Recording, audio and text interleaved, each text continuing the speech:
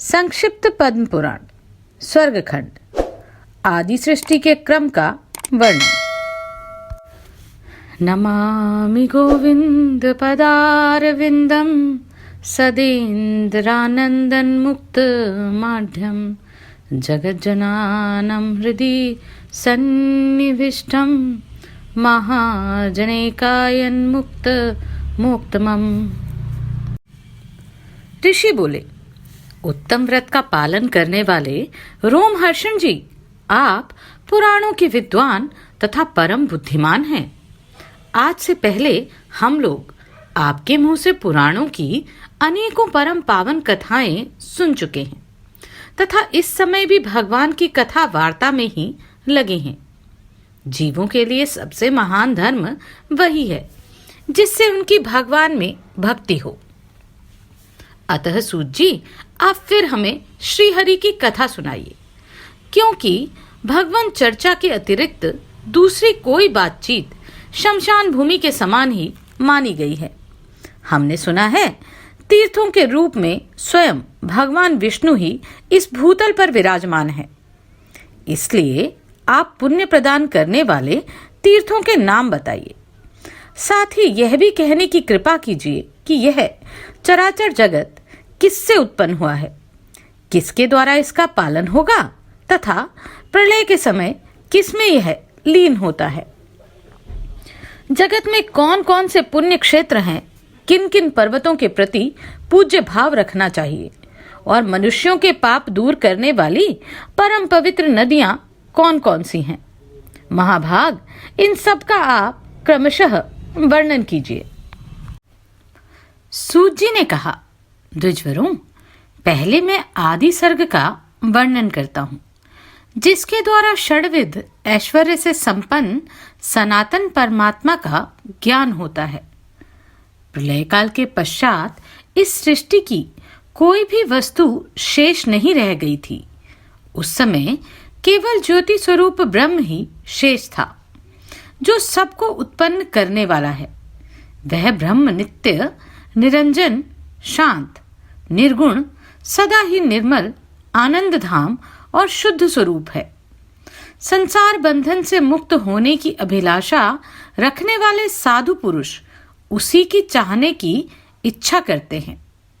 वह ज्ञान स्वरूप होने के कारण सर्वज्ञ, अनंत, अजन्मा, अविकारी, अविनाशी, नित्य शुद्ध, अच्युत, व्यापक तथा सबसे महान है। सृष्टि का समय आने पर उस ब्रह्म ने वैकारिक जगत को अपने में लीन जानकर पुनः उसे उत्पन्न करने का विचार किया।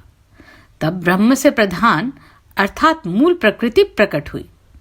प्रधान से महतत्व की उत्पत्ति हुई, जो सात्विक, राजस और तामस भेद से 3 प्रकार का है। यह महतत्व प्रधान के द्वारा सब ओर से आवृत है। फिर महतत्व से वैकारिक अर्थात सात्विक, तेजस अर्थात राजस और भूतादि रूप तामस 3 प्रकार का अहंकार उत्पन्न हुआ। जिस प्रकार प्रधान से महतत्व आवृत है, उसी प्रकार महतत्व से अहंकार भी आवृत है। तत्पश्चात भूतादि नामक तामस अहंकार ने विकृत होकर भूत और तन्मात्राओं की सृष्टि की। इंद्रियां तेजस कहलाती हैं। वे राजस अहंकार से प्रकट हुई हैं। इंद्रियों के अधिष्ठाता 10 देवता वैकारिक कहे गए हैं। उनकी उत्पत्ति सात्विक अहंकार से हुई है। तत्व का विचार करने वाले विद्वानों ने मन को 11वां इंद्रिय बताया है। विप्रगण आकाश, वायु, तेज, जल और पृथ्वी, ये क्रमशः शब्दादि उत्तरोत्तर गुणों से युक्त हैं। ये 5 भूत पृथक पृथक नाना प्रकार की शक्तियों से संपन्न हैं, किंतु परस्पर संगठित हुए बिना वे प्रजा की सृष्टि करने में समर्थ ना हुए। इसलिए महतत्व से लेकर पंचभूत पर्यंत सभी तत्व परम पुरुष परमात्मा द्वारा अधिष्ठित और प्रधान द्वारा अनुग्रहित होने के कारण पूर्ण रूप से एक तत्व को प्राप्त हुए। इस प्रकार एक दूसरे से संयुक्त होकर परस्पर का आश्रय ले उन्होंने अंड की उत्पत्ति की। महाप्राग महर्षियों इस तरह भूतों से प्रकट हो क्रमशः वृद्धि को प्राप्त हुआ यह विशाल अंड पानी के बुलबुले की तरह सब ओर से समान गोलाकार दिखाई देने लगा। वह पानी के ऊपर स्थित होकर ब्रह्मा अर्थात हिरण्यगर्भ के रूप में प्रकट हुआ। भगवान विष्णु का उत्तम स्थान बन गया।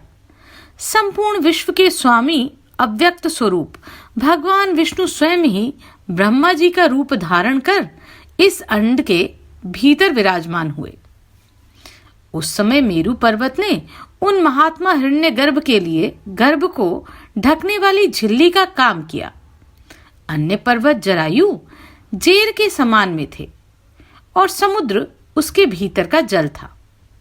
उस अंड में ही पर्वत और द्वीप आदि के सहित समुद्र, ग्रहों और तारों के साथ संपूर्ण लोक तथा देवता, असुर और मनुष्य सहित सारी सृष्टि प्रकट हुई।